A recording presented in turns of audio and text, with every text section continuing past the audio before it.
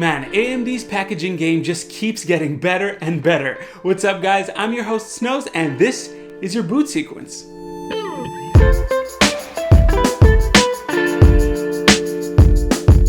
AMD has mistakenly listed the Cinebench benchmark performance. What is up everyone? This is Snows literally minutes after I finished uploading today's video, only for it to be scrapped because AMD Threadripper 2990WX just showed up in the pre-orders. All that editing scrapped. Alright, so it showed up this morning and we've got some pretty interesting stuff to talk about.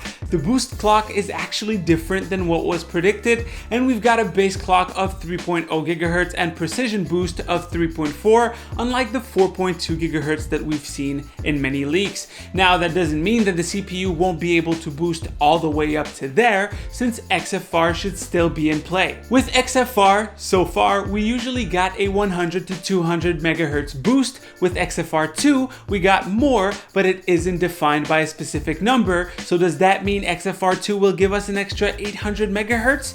Probably. The cooling for it is sure going to be a challenge. As usual, the 2990WX will be an unlocked CPU and won't come with a cooling solution.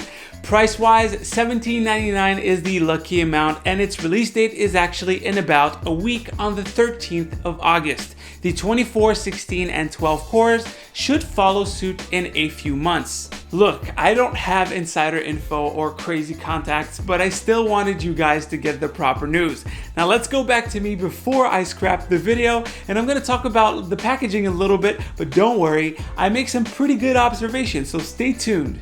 Then we have the packaging of the monster, which has also been leaked, and it looks pretty cool, but there is something a little bit weird about their choice.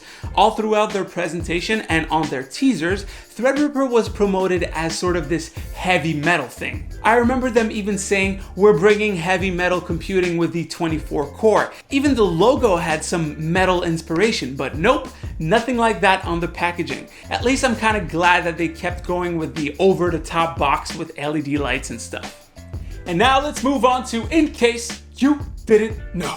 Google Maps just got an update and I love it. Now if you zoom out of the map, it will become a globe instead of a repeating mess of flat cartography. While this might displease some flat earthers, I'm glad that they took the time to make stuff accurate. By the way, have you ever tried the Oculus version of Google Earth? That app scares the shit out of me. Like you zoom out, you see the earth, fine, perfect, but then you turn around, you look to the sides or behind you, and it's just total darkness, space. It's just so intense.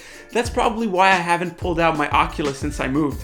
Then we have AMD releasing a quad-core Zen SoC with 24 Vega compute units for the Chinese console market, and I'm mad about that. This seems like the perfect home theater or bedroom PC, and I want it. I mean, this will probably handle any games at low settings with ease, and when you compare it to the Ryzen 5 2400G APU, it has more than double the graphic cores, double the stream processors, 8 GB of DDR5, and a higher clock speed. The console maker is called Subor PC, and I hope they make a transition to the Americas.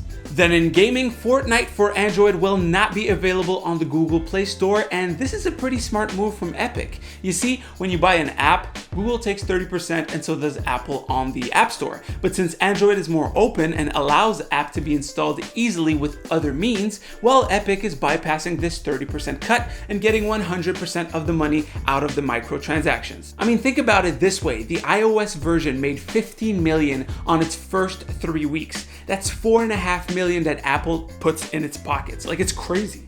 Then we have the Dota II OpenAI, which just lost against a team of humans. Finally, no Skynet for you.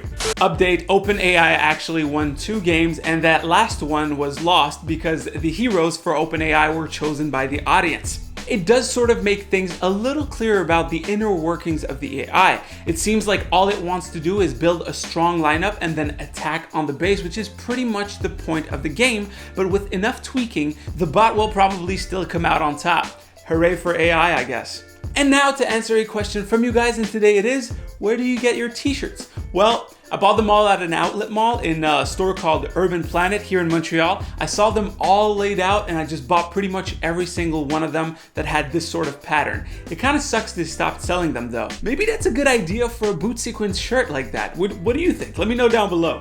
And that is pretty much it for the news, guys. Hopefully you've enjoyed. Don't forget to leave a like, a comment down below with the question would be greatly appreciated. Don't forget to click right here to subscribe to the channel. This is for you to be notified every single time a video pops up, or right here to see the latest video, which is free content. This is delivery of free content. So stay frosty, and I'll see you on the next one.